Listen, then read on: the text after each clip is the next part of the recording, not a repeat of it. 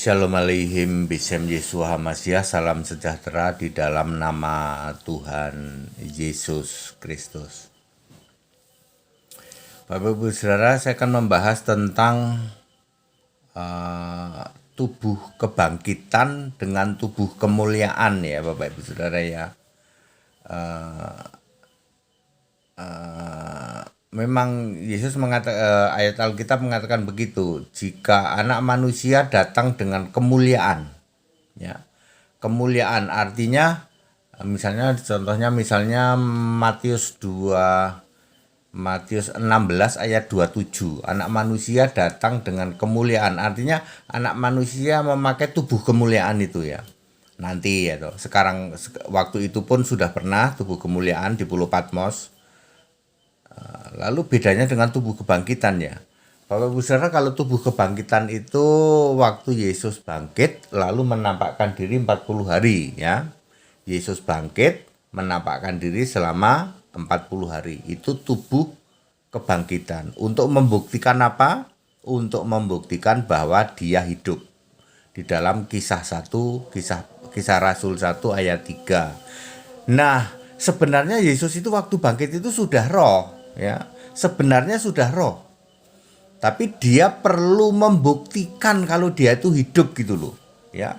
Karena kalau Yesus nggak bangkit, nggak bisa membuktikan dia hidup, sama saja dengan manusia-manusia lain mati gitu ya. Lalu nanti itu dicuri orang ya. Pasti begitu nanti. Kalau Yesus itu tidak menampakkan diri selama 40 hari itu, pasti nanti itu paling Yesus dicuri sama muridnya itu ya. Lawang menampakkan diri saja ada penyesatan yang mengatakan bahwa mayatnya dicuri toh, tidak bangkit. Itu di Matius pasal terakhir itu ya. Dusta mahkamah agama itu kan ada tuh. Matius berapa ya? Bentar dulu ya. Coba cari ya. Coba ya.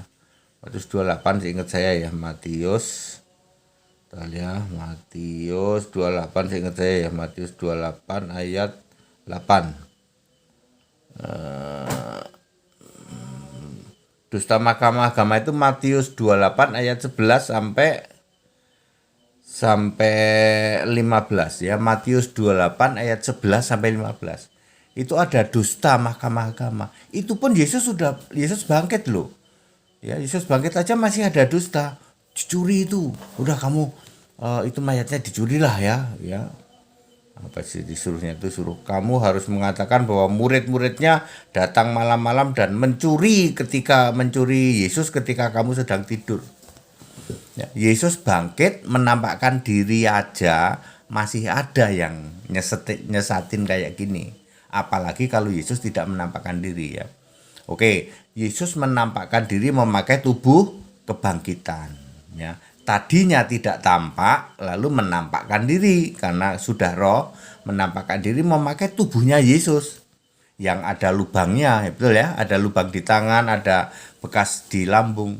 Makanya Thomas juga bilang kalau aku nggak lihat bekas lubangnya aku nggak percaya ya. Yang di dalam Yohanes 20 itu ya ayat itu, lalu ayat 28 akhirnya lihat betul, lalu ya Tuhanku dan Allahku. Tubuh kebangkitan ini bisa diraba, bisa. Ayo raba Thomas.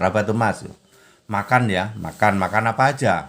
Makan ikan goreng yang dicatat di Alkitab ya, makan ikan goreng, makan roti, makan ikan bakar yang dicatat Alkitab. Menampakkan dirinya berapa kali? Mesti ya 10 kali ya.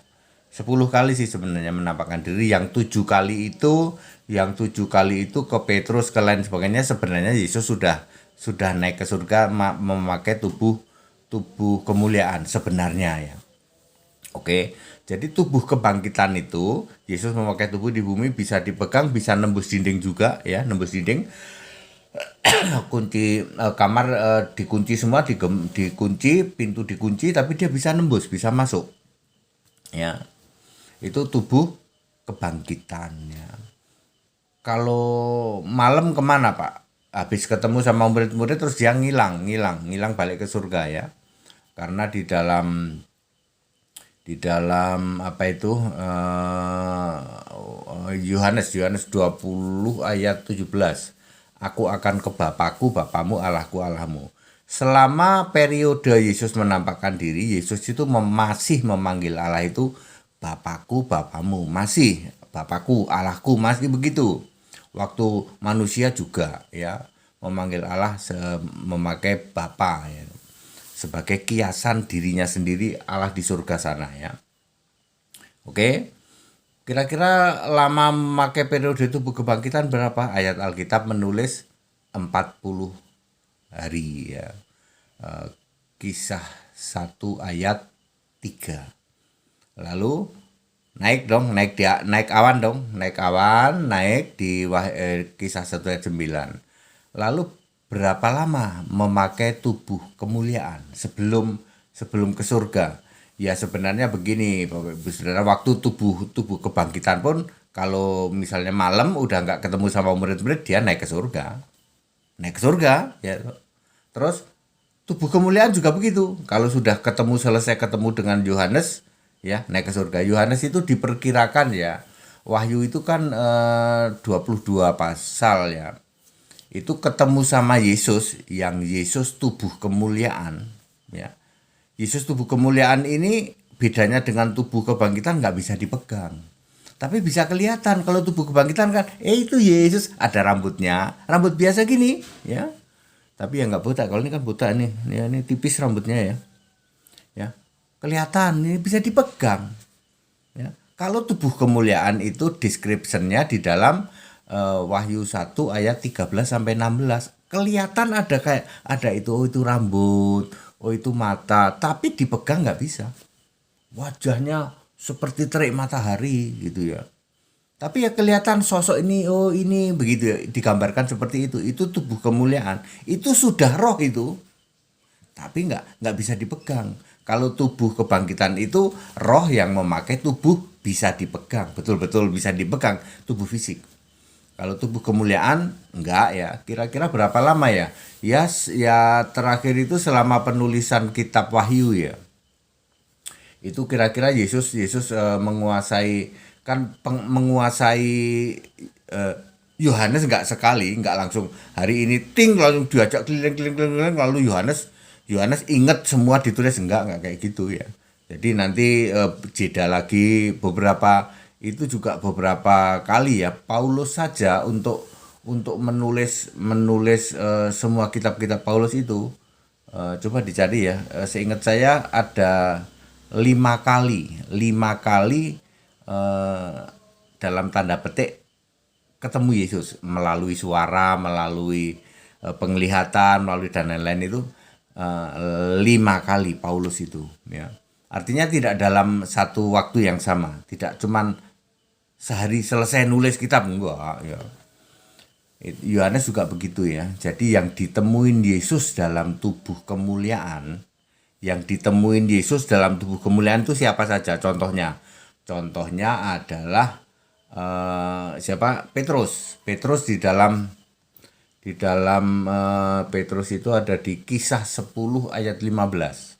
Kisah 10 ayat 15 itu Petrus ditemui Yesusnya sudah tubuh kemuliaan. Tapi kalimat langsung Yesus masih memakai huruf merah. Contoh lain nanti Paulus itu ada 5 kali ya, 5 kali ya. Itu juga pakai huruf merah. Yang contoh paling banyak adalah nemuin Yohanes di Pulau Patmos. Itu menulis kitab yang hurufnya merah itu dari pasal 1 itu merah sampai pasal 3 Wahyu pasal 1, pasal 3 itu merah semua. Nanti diselingi Wahyu 16 ayat 16 itu ada merah sedikit. Terus nanti ada di kitab Wahyu 22 itu ayat 13 itu ada merah. Nanti terakhir sekali Wahyu 22 ayat 20, aku akan datang segera ya. Artinya Yesus ketemu lagi sama Yohanes di Pulau Patmos, aku akan datang segera. Kalau Yesus nggak ketemu lagi sama Yohanes ya nanti Yohanesnya nggak bisa pulang ke bumi, dia muter-muter di Yerusalem baru gitu kan, lihat Yerusalem baru, nggak diantar Yesus balik lagi ke bumi ya. Makanya Wahyu 22 ayat 20,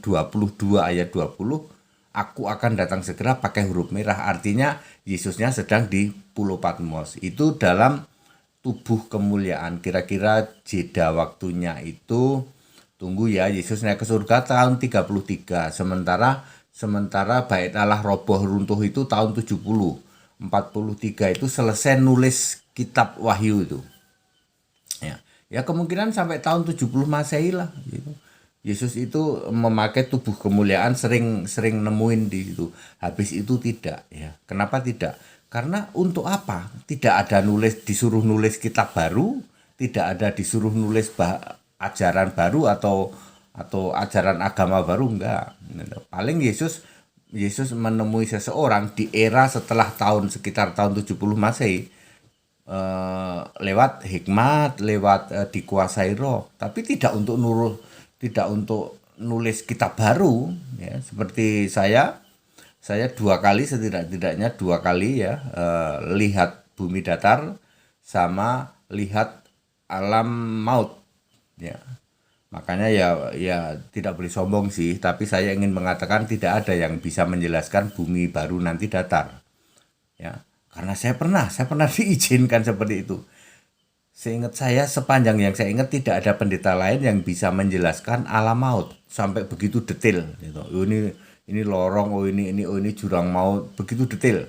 Dan itu di cross check di ayat Alkitab benar. Kenapa saya bisa melakukan itu?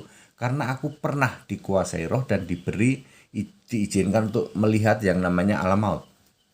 Ya, demikian pula saya diizinkan melihat yang namanya bumi baru yang datar ya. Tadinya banyak yang ngetawain saya, bumi baru datar, coba di cross check pakai ayat, ternyata benar semua. Bahkan diizinkan ya, saya itu bisa sampai ngerti nanti bagaimana perputaran bumi datar ya. Kiri dulu baru kanan, klek klek klek klek gitu ya. Ya. Ya bisa very clear menjelaskan ya, atau di mana terang terus ya, di sini ada siang ada malam ya. Di lautan api ada siang ada malam, tetapi di daratan semua orang berpenghuni siang terus karena tidak ada matahari ya hal seperti itu Bapak Ibu saudara sekalian ya. Jadi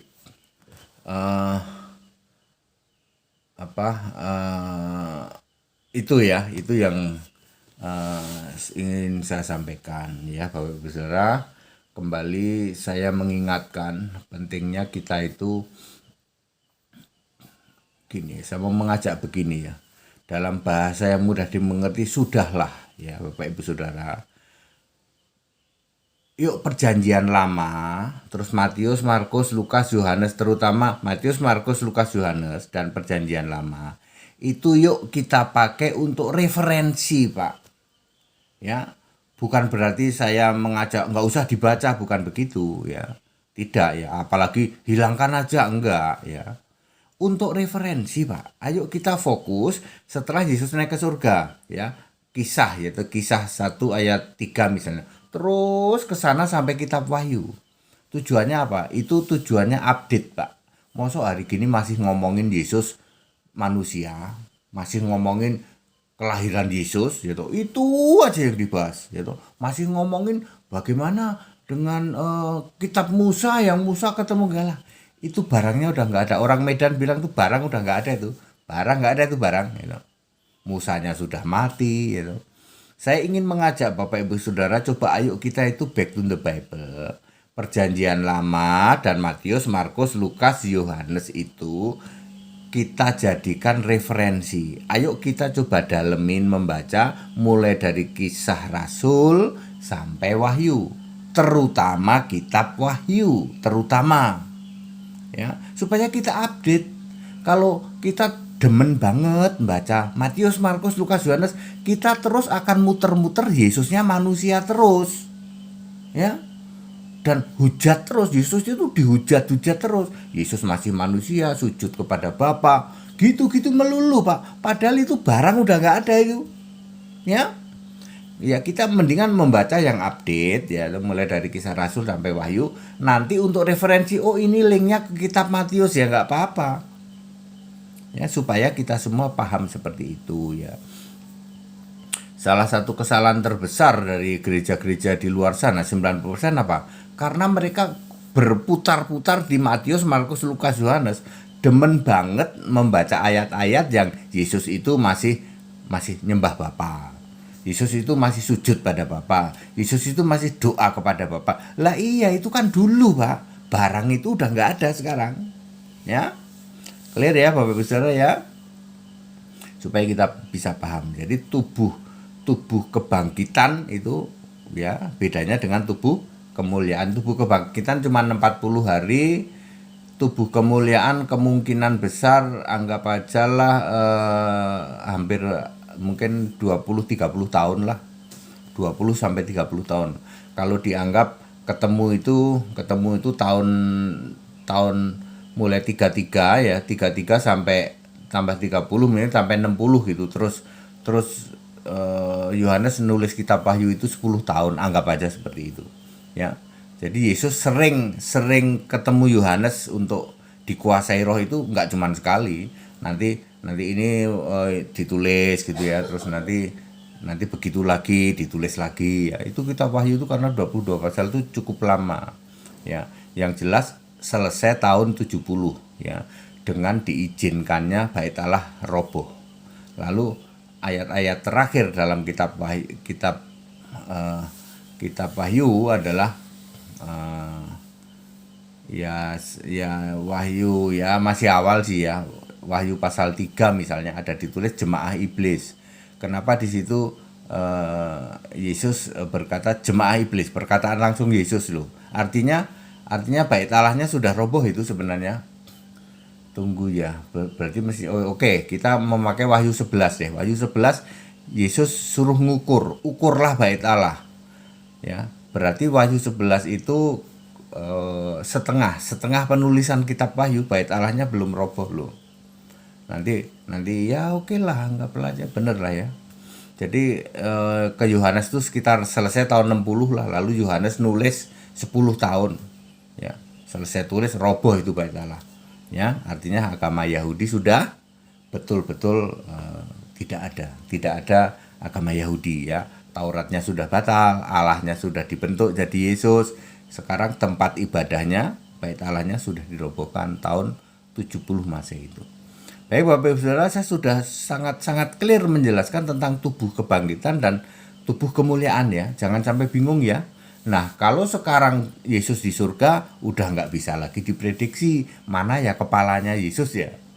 Yesus kan duduk di surga ya. Yesus duduk di tata surga. Baca Wahyu 4 ayat 3, nggak ada itu kepala Yesus. Itu kalau sudah duduk di surga sebagai Allah itu sudah tidak bisa dideskripsikan. Tapi kalau dia misalnya ketemu di Pulau Patmos itu bisa dideskripsikan, itu wajah itu gitu ya. Clear ya? Ya nanti waktu anak domba juga balik lagi, anak domba nanti ketemu lagi kayak di bumi ya. Kayak di bumi dengan karakter Kristus ya. Pada tingkatan clear, segala hormat kemuliaan untuk Yesus Kristus, satu-satunya Allah yang benar. Haleluya, amin.